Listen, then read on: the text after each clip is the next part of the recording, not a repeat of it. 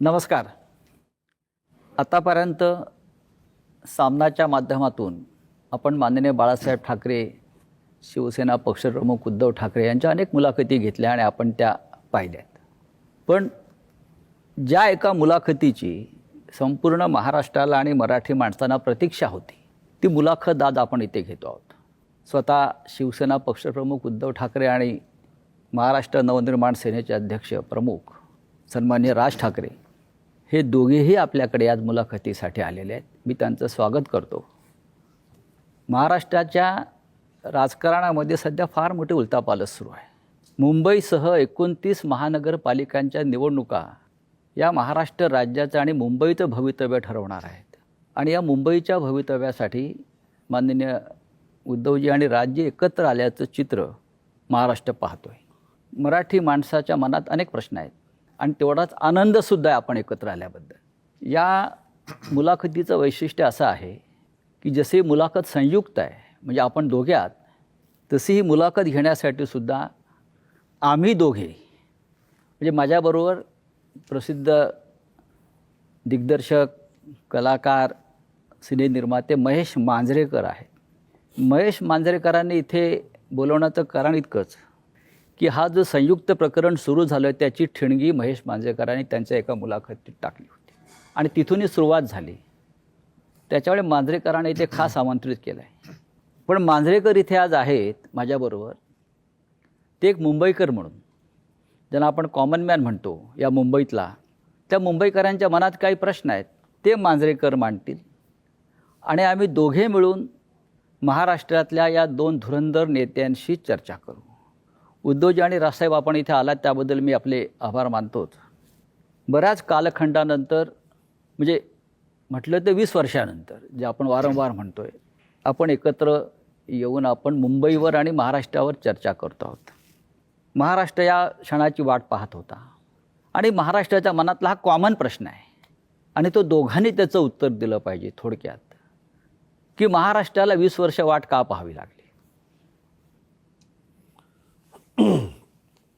मला असं वाटतं काही गोष्टी का घडतात, कशा घडल्या, काय झालं, मला असं वाटतं या गोष्टी आता सोडून दिल्या पाहिजेत.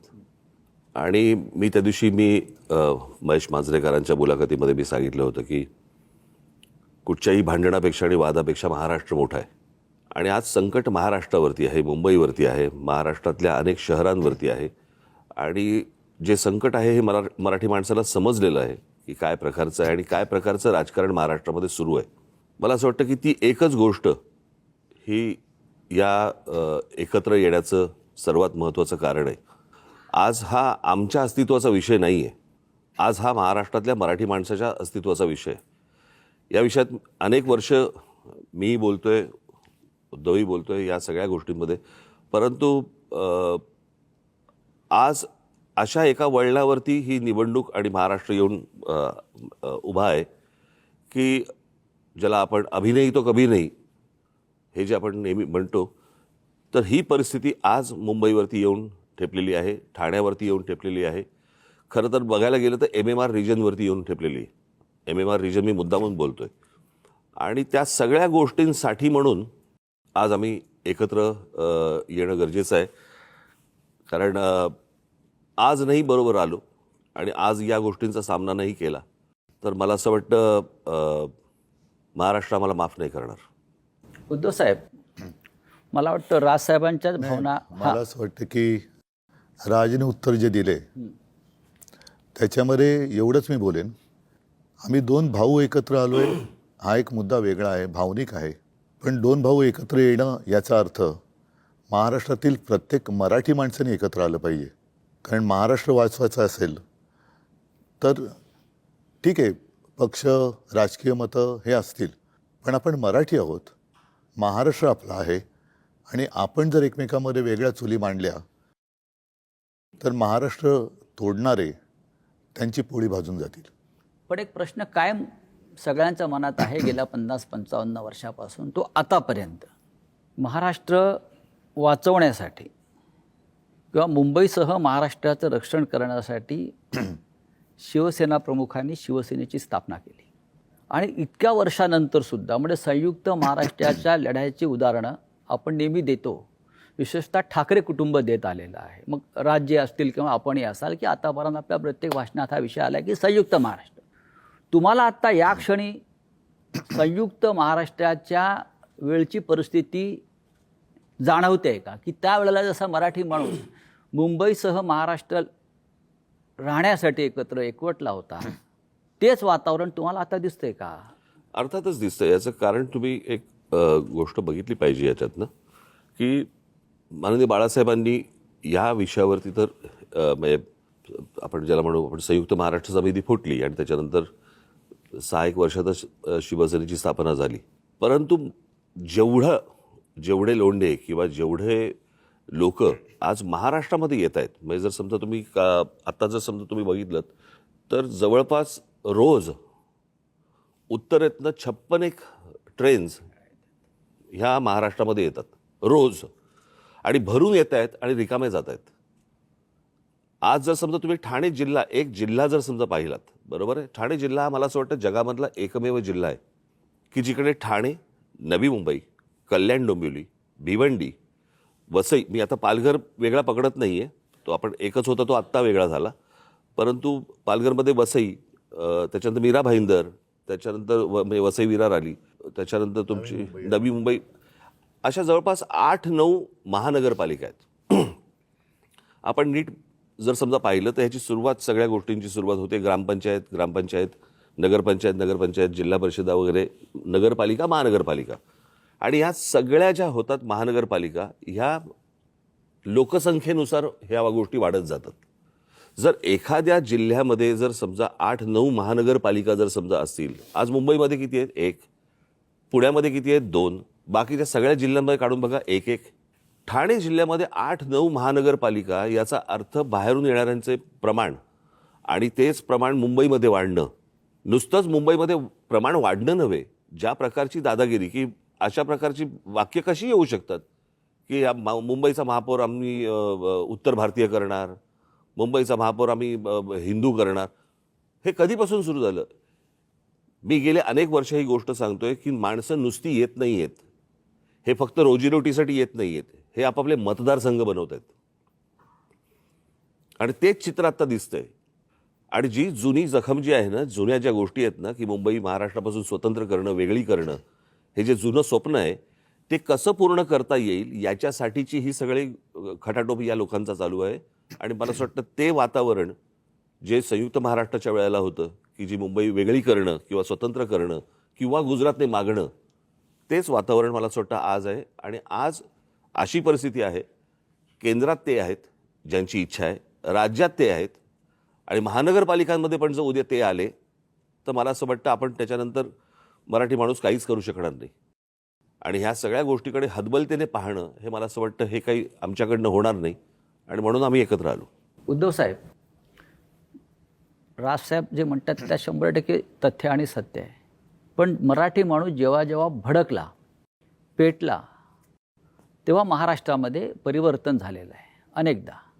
मग सत्ता परिवर्तन असेल, सामाजिक परिवर्तन असेल, पण आजही त्या पद्धतीनं तुम्हाला मराठी माणूस पेटलेला दिसतोय का? एक लक्षात घ्या की मराठी माणूस पेटला तेव्हा संयुक्त महाराष्ट्र झाला. मुंबई महाराष्ट्राला मराठी माणसाने मिळून दिली. मधला जो काळ होता 60 ते 66, जर माझा आवाज 60 ते 66, याच्यामध्ये आत्ता जी राजनी सांगितली ती परिस्थिती निर्माण झालेली. मराठी माणूस खचून गेला होता, आत्मविश्वास गमावला होता, आणि त्याच्यात एक ताकद, चैतन्य निर्माण करण्यासाठी शिवसेनेची स्थापना झाली.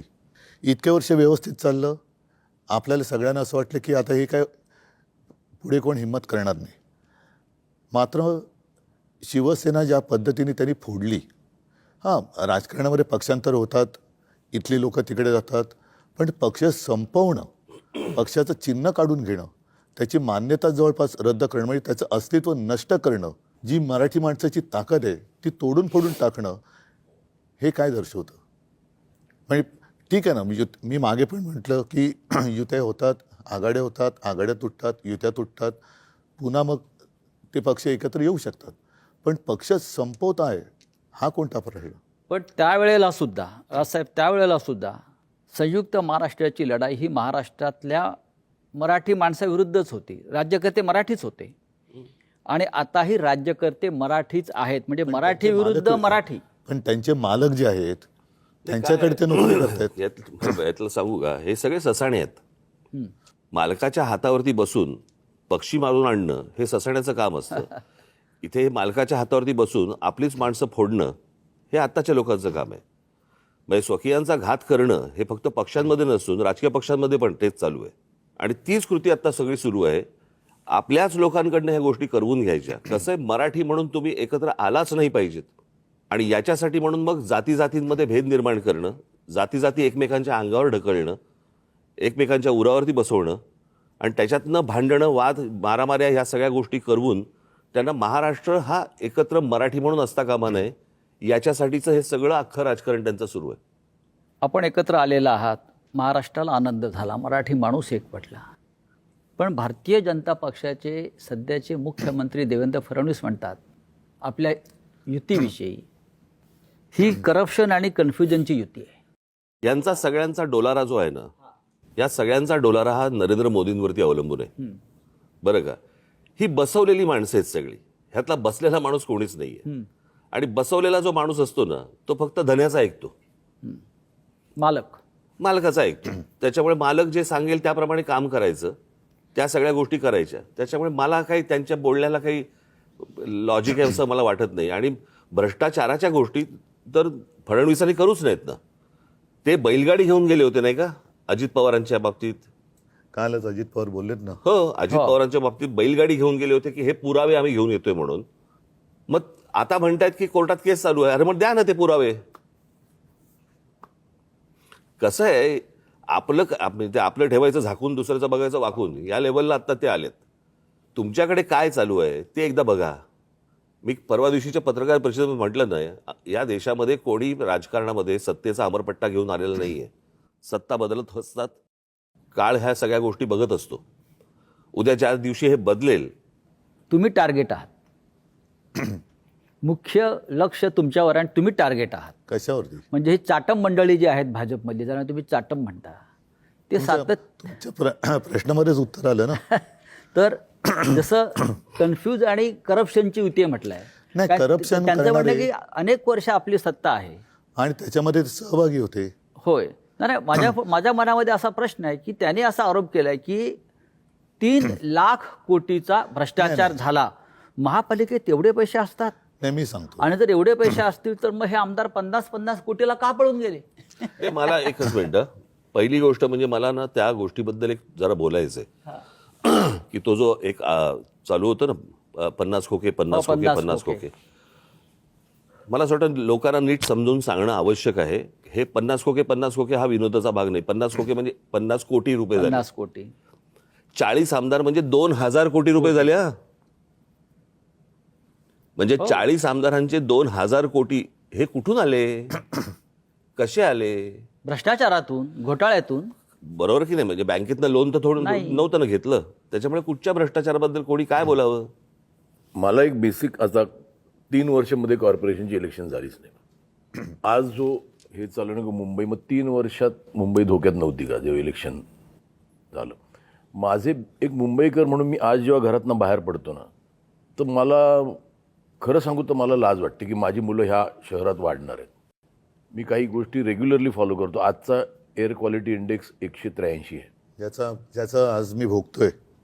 एक फुगा असतो की ज्याची कॅपॅसिटी एक आपण म्हणतो की तो एक पर्टिक्युलर ह्याच्यात तो फुटेल. तर जवळजवळ ह्या एका फुग्यात जवळजवळ त्याच्या 5 पट हवा भरलेली गेलेली आहे.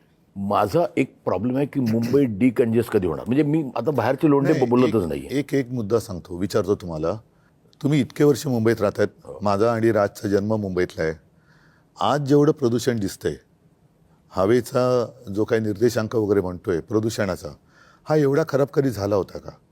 ह्याचं कारण असं की आता यांची जी काय होर्डिंग्ज लागलेत, विकासाची गती नाही आहे, ह्यांची विनाशाची गती आहे. नियोजन शून्य विकास हे याचं कारण आहे. कारण तुम्ही जे म्हणताय ना, एक तर आओ जाओ घर तुम्हाला इथूनच पहिली सुरुवात होते. त्याच्यानंतर साधारणतः आपल्याला नेमकं आज हवंय काय? आज जर का तुम्ही पाहिलं तर सगळीकडे रस्ते खोदलेत, जिथे जाऊ तिकडे रस्ते खोदलेत, मोठमोठ्या इमारती उभ्या राहिलेल्या आहेत. विकासाच्या नावाने मेट्रो असेल, काही ठिकाणी पूल असेल, हवेत.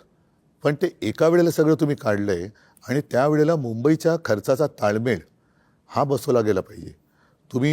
मी मुंबईकर म्हणून मी तुम्ही म्हणतो, आपण सगळेच मुंबईकर आहोत. तुम्ही जो कर भरता त्याच्यासमोर तुम्हाला काय मिळतं? प्रदूषण. म्हणजे विकास तुमच्याकडे काय फार मोठा रस्ता आम्ही छान केला आहे, सरळ तुमच्या घरापासून हॉस्पिटलमध्ये जातो रस्ता, ह्याला मी विकास नाही म्हणत. हॉस्पिटल कमीत कमी असणं आणि आयुष्य चांगलं असणं हा विकास पाहिजे. माझं तर म्हणणं आहे, विकास नको आता. नाही, मुंबई ही विकास मानसिकता करण्याच्या लायकीची ही राहिलेली मानसिकता नाही. का झाली? कारण नियोजन शून्य विकास. आम्ही सुद्धा आज आमची जी होर्डिंग लागलेत, मी 12पासून लावतोय होर्डिंग. होय, हे आम्ही केलं आणि त्याच्याबद्दल मला अभिमान आहे आणि मला असं वाटतं मुंबईकरांना अभिमान आहे. मग त्याच्यामध्ये शाळेचा दर्जा असेल, पाण्याचा दर्जा असेल, किंवा आता कोस्टल रोड झालेला आहे. कोस्टल रोडसुद्धा हा आपण केलेला आहे. पण वाटेल तिकडे, जसं आता मी कलानगरला राहतोय, वेडेवाकडे उड्डाण पूल, आता तिकडे आणखीन एक वॉकर ब्रिज करतायत. कोणासाठी करताय, कशासाठी करतायत? आणि संपूर्ण धुळीचं आणि सिमेंटचे कण आपल्या फुफ्फुसामध्ये जात आहेत. मी तेच म्हणतो की आता विकास करण्यासाठी जागा नाही राहिली मुंबईला. म्हणजे कार्बन डायऑक्साईडचं प्रमाण 1 किलोमीटर मागे Mumbai is the highest in the world. म्हणजे आपण जो श्वास घेतो त्याच्यातनं आपण कार्बन ऑक्सिजन याचं मूळ कारण असं आहे की एक तर चाललेल्या काय ज्याला विकासाच्या नावाखाली ज्या काही गोष्टी सुरू आहेत त्या, आणि दुसरं म्हणजे मुंबईमध्ये, ठाण्यामध्ये, पनवेलमध्ये, नवी मुंबईमध्ये तुम्ही जर सगळीकडे आपण जर गेलो, प्रचंड मोठ्या प्रमाणावरती रिडेव्हलपमेंट सुरू आहेत. झाडं तोडतायत, झाडं तुटतायत, रिडेव्हलपमेंट सुरू आहे, डोंगर कापतायत. आणि काय होतं की ह्या सगळ्या ह्याच्यामध्ये आपल्याकडे ना डीपी बनतो पण टाउन प्लॅनिंग होत नाही. मी माझी काही भाषणं दाखवीन की जी साधारणपणे 2008ची वगैरे भाषणं आहेत, 2009ची भाषणं आहेत, की ज्यावेळेला मी पुण्यात जात असे आणि पुण्यातले माझी भाषणं आहेत की मुंबई खराब व्हायला एक काळ लोटला, पुणे ते बघणार नाही, पुणे लवकरात लवकर बर्बाद होईल. नाही, मी पुण्याला शिफ्ट झालेलो की मध्ये असं विचार केला मुंबई कंजेस्टेड, पुण्याला शिफ्ट झालो. नाही, पुणे तर पण बर्बाद. 6 महिन्यात परत मुंबईला आलो मी. आणि म्हणजे काय माझं म्हणणं, आता लोंढे आले राहू दे की आता मुंबई करत आता आले, आता तरी थांबवायची गरज आहे. दोन्ही गोष्टी मूलभूत ज्या गोष्टी आहेत ना, जसं मी काही बातम्यांचे हे घेऊन आलेलो आहे. आता मुंबईमध्ये कांदळवन आहेत. कांदळवन साधारण कुठे होतात? समुद्र आणि खाडी जिकडे असते तिकडे. नाही, म्हणजे त्यांना समजेल असं म्हणजे मॅनग्रोव्ज. मॅनग्रोव्हचं मला माहिती आहे. हां, म्हणजे मराठीत सांगायचं तर मॅनग्रोव्ज. तर विकासाच्या नावाखाली ते मॅनग्रोव्ज कापणार. आता साधारणतः एक कायदा असा आहे की जेवढी झाडं तुम्ही तोडाल तेवढी झाडं तुम्ही लावली पाहिजेत. आता मुंबईची मॅनग्रोव्ह जी समुद्र किनारपट्ट्यावर आहे ती कापल्यानंतर, तोडल्यानंतर तुम्ही कुठे लावली पाहिजेत? तुम्ही पुण्याला गेलात, चंद्रपूरला गेलात, मुंबईतल्या कांदळवनाची भरपाई हे चंद्रपूरला करणार. ह्या विकासाचा कसा काय उपयोग होणार आपला?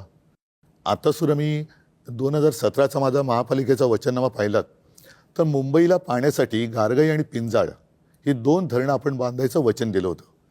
कर्मधर्म संयोगाने मी मुख्यमंत्री झालो आणि म्हटलं आता दिलेलं वचन पाळलं पाहिजे म्हणून मी त्याचं प्रेझेंटेशन घेतलं. तेव्हा माझ्या लक्षात एक धक्कादायक गोष्ट आली की गारगाई आणि पिंजाळ करायचं असेल तर जवळपास 6-1 लाख झाडं कापावी लागतील. म्हणजे जंगल पूर्ण नामशेष करायचं. साधारणतः ज्याला कॅचमेंट एरिया म्हणतो तिकडे हा सगळा पाऊस पडतो, तो एरिया तुम्ही नष्ट करणार म्हणजे पर्यावरण खतम करणार. आता ते खतम केल्यानंतर जो काही खर्च होणार तो खर्च केल्यानंतर आपण पुन्हा पावसावरती अवलंबून राहणार. परत तेही पाणी आपल्याला उद्या जाऊन कमी पडणार, कारण तुम्ही म्हणता तसं दुसऱ्या बाजूनी लोंढे येतच राहणार. त्याला पर्याय म्हणून आम्ही समुद्राचं पाणी हे पिण्यायोग्य करण्याचा प्लांट मी मुख्यमंत्री असताना पायलट प्रोजेक्टला गो हेड दिला होता. आणि हा पायलट प्रोजेक्ट आत्ता कालच्या डिसेंबरमध्ये पूर्ण झाला असता. त्या पायलट प्रोजेक्टमधनं आज तानसातनं जेवढं पाणी दर दिवशी मिळतं 400 MLD तेवढं पाणी आपल्याला मुंबईकरांना त्या समुद्रापासून कालच्या डिसेंबरमध्ये उपलब्ध झालं असतं. त्यांनी तो प्लांट बाजूला टाकला आणि कॉन्ट्रॅक्टरसाठी परत एकदा गारगाई पिंजाळला हात घातला. आरेच्या जंगलाला मी संरक्षण दिलं होतं मेट्रोच्यासाठी. अरे मी पण केलं ना, मेट्रोचं लोकार्पण मी पण केलं, मेट्रो 2चं.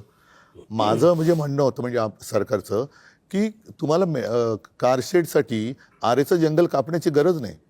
कांजूर मार्गला होऊ शकतं. आता याने काय केलं, हट्टापायी आरेचं जंगल मारलंच प्लस कांजूर मारला करतात. कशासाठी करता हे? उद्धव साहेब म्हणजे दोन्हीकडे नाही, नाही, माझं कॉन्ट्रॅक्टर माझा प्रश्न हा आहे की इथे मुंबईत राहणारा सफर करून करतोय तो आपण- मिडल क्लास, नाही मिडल क्लास करतो. आज ज्या बिल्डिंग होतात तिकडे 24 तास पाणी असतं. आज माझे छोटे मिडल क्लास जिथे राहतात नक्कीच. त्यांना 2 तास सकाळी पाणी, 3 तास सकाळी पाणी. तो जो एक भाग आहे ना की किती क्राऊड का मुंबईत. बरं, आज मला बाहेर पडलो तर जिथे मला 10 मिनिटं लागत होती तिथे आज मला 1 तास लागतो. तर डिकन्जेस्ट करणं, माझं असं म्हणणं आहे की लोकांना तर सांगा की मुंबई आहेत ते राहू दे की. म्हणजे मी म्हणतो आले ते आले, आता समजा ते मुंबईकरच झाले, पण आहेत त्यांना एक समजायला पाहिजे की आता जागा नाही. 51 लाख गाड्या आहेत मी एक सांगतो तुला मुंबईत. काय आहे, मला असं वाटतं की ह्या काही गोष्टींकडे राजकीय पक्ष म्हणून न बघता मला असं वाटतं राज्य म्हणून पाहणं गरजेचं आहे. काय आहे, 4 प्रकारच्या जागा असतात. एक केंद्र सरकारची जागा असते, एक राज्य सरकारची जागा असते, एक महानगरपालिकेची जागा असते आणि एक खाजगी जागा असते. बरोबर? आता गोदरेजची खाजगी जागा आहे, तिकडे तुम्हाला एकही झोपडी मिळणार नाही. पण केंद्र सरकारच्या, राज्य सरकारच्या आणि महानगरपालिकांच्या, बरोबर, या ज्या सगळ्या जागा आहेत याला आईबापच नाही. म्हणजे आज कित्येक वेळेला अशा अनधिकृत गोष्टी ह्या पाडल्या गेल्या आणि नंतर तिकडचे कोणीतरी अधिकारी त्यांना त्याच्यावरती ज्या प्रकारचा ज्याला वचक पाहिजे तो वचक मला असं वाटतं की येणं गरजेचं आहे. तो कोणी म्हणजे तो उद्या आम्ही आणू, उद्या कोणी राज्यातली लोक असतील त्यांनी आणावा, उद्या राज्यात आम्ही आलो तर आम्ही आणू. पण मला असं वाटतं की तुम्ही जे बोलताय ते अत्यंत योग्य आहे की जागा संपलेली आहे. बरोबर? आता साधी गोष्ट, आपण समजा प्रदूषणाची गोष्ट बोललो, प्रदूषणाची, तर मुंबईमध्ये हीच हालत आहे, मला मान्य. परंतु आज दिल्लीमधली हालत काय? तिकडे 200च्या वर आहे इक्वालिटी. बरोबर की नाही? आणि आज दिल्लीमध्ये जर समजा आपण बघितलं तर केंद्र आणि राज्य अशा दोन्ही गोष्टी तिकडे आहेत. राजसाहेब, तुम्ही एक फार नाही, महत्वाचा मुळामध्ये- मुद्दा आता मांडला. नाही, मुळामध्ये राज्यकर्त्याचं प्रेम हे राज्यावरती असायला पाहिजे, सत्तेवरती असतं का म्हणे. सत्तेसाठी वाटेल ते करायचं आणि बट्ट्याबोळ झाला की हात वर करायचे. आता तुम्ही मला सांगा, मुंबईमध्ये आपण राहणार आहोत. दुर्दैवाने मी असं म्हणेन की आजचे राज्यकर्ते हे मुंबईकर नाही आहेत. जरी मराठी आहेत, महाराष्ट्रातले असले तरी त्यांना मुंबईकरांसाठी किंवा त्यांच्या शहरांसाठी काही पडले का, त्यांच्या नागरिकांसाठी?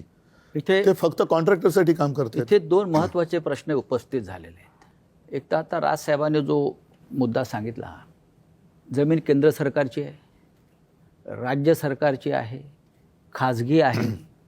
पण आज मुंबईसह महाराष्ट्रातल्या जमिनींचा मालक मोदींचा लाडका उद्योगपती झालेला आहे. एकेकाळी आपल्या महाराष्ट्रात, देशामध्ये विनोबा भावेंनी घोषणा दिली होती सब भूमी गोपाल की. आज सब भूमी अदानी की. मुंबई वाचवायची असेल तर हे जे आपल्या मुंबईच्या मोक्याच्या जमिनी गिळंकृत करण्याचे जे काम चालू आहे, जे आपल्या जाहीरनाम्यात सुद्धा आहे, वचननाम्यात सुद्धा तो आपण मुद्दा घेतला आहे, हे आपण कसं करणार? मुंबई वाचवायची असेल तर आधी आपल्या महत्त्वाच्या मोक्याच्या जमिनी, धारावीसह मिठागर असतील, टोल नाके असतील, हे आज एका उद्योगपतीच्या नाही, घशात आज- घालण्याचं आज- काम केलेलं आहे. नाही, आज त्यांना अडवणारं कुठे प्रशासनमध्ये नाहीच आहे ना. केंद्रातनं ऑर्डर आली, जसं मगाशी राज म्हणाला, हे ससाणे बसलेले आहेत, ते जागा दाखवतात आणि ते जागा घेऊन त्या याच्या घशात घालतात अदानीच्या. मूळ महापालिका आता एक शेवटचं ठिकाण राहिलेलं आहे की जिकडे ठामपणाने त्यांना नाही सांगणार कोणतरी नाही, पाहिजे. माझा तोच मुद्दा आहे की आपण जे म्हणतो की ह्या महापालिकेवरती भगवा फडकला पाहिजे किंवा मराठी माणसाची ताकद इथे आली पाहिजे, म्हणजे सत्ता आली पाहिजे. ही सत्ता आल्यावरती प्रश्न संपतील का? जे प्रश्नासाठी आपण आता उभे आहोत, मी तुम्हाला आपण एकत्र आलेला मी एक गोष्ट सांगतो. आणि सगळ्यात मोठं संकट हे गौतम अडाणी मुंबई गिळतोय भाजपच्या माध्यमातून. मी याच्याबद्दल एक गोष्ट बोलतो. हा, मला असं वाटतं की मुंबई महानगरपालिका याची मुदत संपली 2022ला आणि 2022लाच मला असं वाटतं उद्धव सरकार गेलं. बरोबर? त्याच्या आधी महापालिका विसर्जित झाली होती. आधी म्हणजे कधी मग 21ला, 6 महिन्या अगोदर. माझं जूनमध्ये सरकार पाडलं, मला वाटतं मार्च. 4-5 महिने अगोदर, बरोबर, तेव्हा मुदत संपली. 22 त्याच्यानंतर 25 पर्यंत, 4 वर्ष झाली आता. या 26. 25 पर्यंत, आज 26 कधी 26ला आज जानेवारीमध्ये निवडणूक होते. इतकी वर्ष का गेली? मी माझ्या पुढच्या काही भाषणांमधनं किंवा माझ्या काही इंटरव्ह्यूमधनं मी ते तुम्हाला नीट सांगणार आहे की ह्याचं काय प्लॅनिंग चालू होतं आणि 24 ते 25 मध्ये काय झालं. एका वर्षात काय झालं हे मी तुमच्यासमोर आणणार आहे. मी आत्ता नाही बोलत या विषयात, परंतु हे काय प्रकारचं प्लॅनिंग आणि कशासाठी या निवडणुका पुढे ढकलत आज 26 पर्यंत आल्यात ते मी तुम्हाला सांगणार आहे नंतर. ही माणसं जी आहेत ना, ही म्हणून मगाशी मी म्हटलं नाही, ही बसवलेली माणसं आहेत. आणि तू म्हणतोस की हे जागा दाखवतात, हे जागा नाही दाखवत. ते जागा पाहतात, हा, तेच ह्यांच्याकडे ते. सह्यांसाठी फक्त फायली येतात की ह्याच्यावर सही कर. आता आपल्याच लोकांना, आपल्याच इकडच्या मराठी लोकांना समजत नाही होत आपण काय करतो हे त्यांना नंतर कालांतराने समजेल की त्यांनी आपण काय महाराष्ट्राचं घोडचुका डेथ वॉरंट केल्या. काढलेलं नाही आहे. नाही, एक मिनिट. आपल्या सहीनं मराठी संजय. माणसाच्या सहीनं मराठी माणसाचं डेथ वॉरंट काढलं. आणि तसं त्यातलं कसं आहे, एकच मिनिटं, की देवेंद्र फडणवीस नागपूरचे, अजून बाकीचे सगळे बाहेरचे. मी एकदा ना, एकच गोष्ट म्हणून सांगतो, मी एकदा स्वित्झर्लंडला गेलो होतो. आणि स्वित्झर्लंडला गेल्यावरती मी तो देश पाहत होतो. आणि तो देश सगळ्या काय गाड्या फिरत आहेत, सगळ्यांकडे उत्तम नोकऱ्या आहेत, सगळे सुंदर रस्ते आहेत, उत्तम निसर्ग आहे, सगळं व्यवस्थित छान. तो सगळा देश पाहताना मला पहिला मनात प्रश्न आला, इथला विरोधी पक्ष काय करतो. हो. म्हणजे निवडणुकीच्या तोंडावरती काय सांगतो तो, की मी तुम्हाला हे देईन, मी तुम्हाला ते देईन, मी तुम्हाला त्या कल्पनेच्या बाहेर होतो मी. बरोबर आहे. मुंबईमध्ये मुंबईकरांना काय पाहिजे हे मला असं वाटतं मुंबईत तुम्हाला तिथे जन्माला आल्याशिवाय कळणार नाही. बाहेर येऊन ज्यावेळेला तुम्ही ती एखादी गोष्ट बघता, शहर बघता किंवा एखादा देश बघता ना, तुम्हाला समजणारच नाही तिथले प्रश्न काय ते. आता उदाहरणार्थ समजा तुमचा कुठचा काय गृहनिर्माण मंत्री किंवा अजून कुठचा PWD मिनिस्टर किंवा अजून कोणतरी हे बाहेरचे ज्यावेळेला येतात, ते ज्यावेळेला मुंबईत येतात त्यावेळेला त्यांना प्रश्न पडतो, सर प्रॉब्लेम काय शहराचा. रस्ते आहेत, हॉस्पिटल आहेत, दिवे आहेत, शाळा आहेत, कॉलेजेस आहेत, पाणी आहे 24 तास. इथले प्रॉब्लेम काय आहेत. कारण तो कंपॅरिझन करतोय त्याच्या रस्त्यांशी, त्याच्याकडच्या लोडशेडिंगशी, त्याच्याकडच्या सगळ्या गोष्टींशी. त्याच्यामुळे हे सगळे प्रॉब्लेम होतात. तुमची मानसिकता कशी आहे. माझं जे आता मी इथे मुंबईकर म्हणून बोलतोय, आता हे पॉलिटिकल बाजूला ठेवून, की मला जे बाहेर पडल्यावर प्रश्न पडतात ते, की आज आई भीक मागू देत नाही की वडील चोरी करू देत नाही, अशी परिस्थिती फक्त मिडल क्लासची आहे. त्या मिडल क्लाससाठी काय म्हणजे आज आपण म्हणतो की बाहेर रस्त्यावर फिरा, फुटपाथ. आता आम्हाला लहानपणी सांगायचं की the pedestrian should walk on the footpath. नाहीच आहेत फुटपाथ, चालणार कुठे. आज शाळांचे एवढे प्रॉब्लेम आहेत. माझं म्हणणं आहे की कॉर्पोरेशनकडे एवढ्या शाळा आहेत, त्या एवढं बजेट आहे मुंबई कॉर्पोरेशनचं, त्या अत्याधुनिक का केल्या जाऊ नये. आता कसं आहे, आणि आज डिजिटल एज्युकेशन झालं आहे. असंही नाही की टीचर्स चांगले पाहिजे, आम्हाला टीचर्स चांगले मिळत नाही. तर आज एक म्युन्सिपाल्टी शाळेत जाताना मला मुलाला पाठवताना मला लाज नाही वाटता का. मग ते त्यांच्या बरोबरीने का नाही करता येत. का होऊ दे की आता मुलांना एअर कंडिशनमध्ये बसायची सवय आहे. नाही, याच्याबद्दल एक नक्की सांगेन. हां, अगदी एअर कंडिशन नसेल, पण साधारणतः 2010 पासून मी अभिमानाने सांगेन की देशामध्ये मुंबई महानगरपालिका ही एकमेव महानगरपालिका असेल की तिने अत्याधुनिक यंत्रणा किंवा सुविधा वापरायला लागले. व्हर्च्युअल क्लासरूम म्हणजे काय केलं आम्ही, साधारणतः एका विषयामध्ये महापालिकेच्या शाळेमध्ये एक चांगला शिक्षक किंवा शिक्षिका कोण आहे त्यांना बोलवण्यात आलं आणि एका स्टुडिओतून 10वीच्या विद्यार्थ्यांना एका स्टुडिओतून त्या शिकवायच्या किंवा शिकवतात. आणि हे शिकवणं म्हणजे मन की बात नाही, प्रश्नोत्तर होतात. आज मी जे तुम्हाला सांगितलं ना की याच्यामध्ये आम्ही पुस्तिकाच केलेली आहे. आणि तुम्ही म्हणाला त्याच्यात जवळपास 1300 शाळा आपल्या मुंबईमध्ये आहेत महापालिकेच्या. आणि या महापालिका शाळेमध्ये 3.5 लाख विद्यार्थी जवळपास वेगवेगळ्या 8 भाषेमध्ये शिक्षण घेतात. म्हणजे मराठी तर आलीच, इंग्रजी, सेमी इंग्रजी आली, हिंदी, उर्दू, गुजराती, अशा ह्या सगळ्या 8 भाषांमध्ये आपण त्यांना शिक्षण देतो. आणि ही साधारणतः 2010 साली सिस्टीम सुरू केल्यानंतर 2014-15च्या सुमारास आम्ही 8वी ते 10वी म्हणजे जे शिवसेना प्रमुखांचं एक स्वप्न होतं की विद्यार्थ्यांच्या पाठीवरती किती ओझं आहे, तर तो अभ्यासक्रम आम्ही सिम किंवा सिममध्ये आणला. एक सिम कार्ड असतं ना फोनवर टाकायचं आणि ते टॅबमध्ये टाकून द्यायला लागलो. त्याच्यामध्ये बऱ्याचशा गोष्टी ह्या ॲनिमेटेड होत्या, म्हणजे मुलांना पटकन समजायचं की काय काय. एखादी गोष्ट आपण दाखवू शकत नाही की समजा एखाद्या ग्रहाला इतके चंद्र आहेत, त्या चंद्रावरती वातावरण कसं असेल, अशा काही गोष्टी आपण प्रत्यक्षात दाखवू शकत नाही. त्याचं ॲनिमेशन करून ते त्याच्यात टाकण्यात आलं. त्याचा परिणाम असा झाला की महानगरपालिकांच्या शाळांचा रिझल्ट हा जवळपास 100%च्या जवळ आला. आणि आता तुम्ही जे म्हणताय ना, पहिल्या प्रथम महापालिकांच्या शाळांमध्ये ॲडमिशन पाहिजे म्हणून चिठ्ठ्या मागायला लोक यायला लागले आणि ॲडमिशनसाठी लोकांच्या रांगा लागायला लागल्या. बऱ्याचशा मी बघितले म्युनिसिपल स्कूल्स बंद होऊन तिकडे काहीतरी वेगळं करायचं होतं ते. नाही, त्याही शाळांबद्दल आता या गेल्या 4 वर्षात त्या तक्रारी वाढल्यात. पण अगदी SSC तर आहे, CBSE, ICSE वगैरे या सगळे अभ्यासक्रम आपण त्या शाळांमध्ये आणले. आता गेल्या 4 वर्षात काय झालं आहे? माझ्या माहितीप्रमाणे उद्धव साहेब, मुंबईत ते लोन आलं काय माहीत नाही, पण विदर्भातल्या काही सरकारी शाळा गौतम अडाणींना दिलेल्या आहेत. चंद्रपूर, गडचिरोली. नाही, का तसं म्हणजे आपलं महाराष्ट्राचं शिक्षण खाते इतकं सक्षम नाही. नाही, आपण मुंबईपुरतं बोलताना नाही सांगतो ना, हां. ह्या सगळ्या गोष्टी गेल्या मी तर म्हणेन 4 वर्षात जास्त प्राधान्याने देण्याचं हे ठरवण्यात आलं. म्हणजे चंद्रपूरमध्ये एक शाळा दिली त्यांना. एक दिली, आता एक वरून पुढे जातील ना ते. ही आता सुरुवात मुंबई महापालिकेमध्ये सुद्धा जर त्यांचं येणार नाही म्हणा सत्ता, पण हे मग सगळं त्यांचं खाजगीकरण करतील. हॉस्पिटलचं खाजगीकरण करतात, ते आपण रोखलेलं आहे. उद्धव साहेब, दुसरा एक महत्त्वाचा विषय सातत्यानं इथे मी तुमच्याशी चर्चा करतानाही मी किंवा राजसाहेब सुद्धा आहेत. सध्या धुरंधरचा माहोल आहे. लोक धुरंधरवर या सिनेमावर चर्चा करतात, त्यातल्या एकंदरीत वातावरणावर चर्चा करतायत. मग मुंबईत रेहमान डकेत कोण आहे किंवा धुरंधर कोण आहे? आपण दोघे या राज्याच्या राजकारणातले धुरंधर आहात. पाब्लो एस्कोबार पण शोधला पाहिजे. हा, शोधला पाहिजे. मी तुम्हाला तेच सांगतोय की आज मुंबई, ठाणे, नाशिक सारख्या शहरामध्ये अंमली पदार्थ म्हणजे ड्रग्स, विविध प्रकारचं ड्रग्स सहज उपलब्ध आहे. ठाण्यामध्ये परवा 5.5 कोटीचं मॅन्ड्रेक्स पकडलं ठाण्यात. साताऱ्यामध्ये ड्रगची फॅक्टरी डेप्युटी CMच्या दारात पकडली.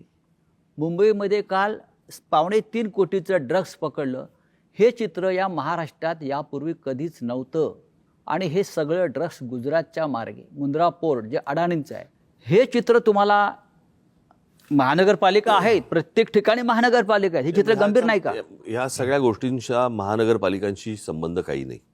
पहिली एक गोष्ट लक्षात घेतली पाहिजे आपण. याला केंद्र आणि राज्य, म्हणजे या ज्या प्रकारच्या ड्रग्सच्या विरोधातल्या ज्या धाडी या गेल्या 10 वर्षामध्ये बंद झाल्यात आणि साधारणपणे शाळांपर्यंत हा ड्रग्स हा प्रकार आता मुलांपर्यंत यायला लागलेला आहे. शाळेच्या बाहेरच्या पानटपरीवर ड्रग्स मिळत आहे. आणि आपण जर समजा आपण त्याच्या सगळ्या गोष्टींचं जर नीट त्याचं ॲनालिसिस केलं तर राजकारणामध्ये वाढलेला पैसा आणि रस्त्यावरती आलेला ड्रग्स याचा एकमेकांशी काय संबंध आहे तो पण मला असं वाटतं जुळून पाहायला पाहिजे. कारण एवढा राजकारणामध्ये ज्या प्रकारच्या निवडणुकांवरचा खर्च आणि सगळ्याच गोष्टी ज्या प्रकारे होत आहेत आणि ज्या प्रकारे ड्रग्ज रस्त्यावरती येतात आणि त्याच्यावरती कोण हे व्यवहार करतं ह्याच्यावरती कुठच्याही प्रकारच्या धाडी किंवा त्याच्यावरती कुठचीही बंधनं येत नाही आहेत, हे काय आहे हे मला असं वाटतं केंद्र आणि राज्य सरकारला विचारणं गरजेचं आहे. नाही, उठसूट मुख्यमंत्री सगळ्यांना क्लीन चिट देत सुटलेत. साताऱ्यामध्ये एवढी कारवाई झाल्यानंतर निदान ती फॅक्टरी आहे तरी कोणाची हे तर सांगा. तिथे क्लीन चिट दिली ना. तिकडे पण म्हणजे त्यांच्यावरती जे आमच्यावरती आरोप करतायत ते ठीक आहे, तेवढंच त्यांना करता येतं. पण त्यांच्या बुडाशी काय जळतंय ते कधीतरी बघा ना. ते बूड जळून खाक झाल्यानंतर बघून काय उपयोग आहे? असे कोण त्याच्यातले इन्व्हॉल्व असलेली लोक त्यांच्या आजूबाजूला अंगत पंगत करत बसलेत का? महानगरपालिका जरी असल्या तरी आपण पाहतोय की राजकारणाचं ज्या पद्धतीनं गुन्हेगारीकरण झालेलं आहे खुल्याम. यांचं मुळामध्ये गुन्हेगारीकरणपेक्षा मला त्याचं मी चांगला शब्द म्हणजे विद्रुपीकरण झालंय. म्हणजे मी मगाशी धुरंधरचा उल्लेख केला, त्याच्यामध्ये कराचीमधलं एक लॅरी शहर आहे दाखवलेलं.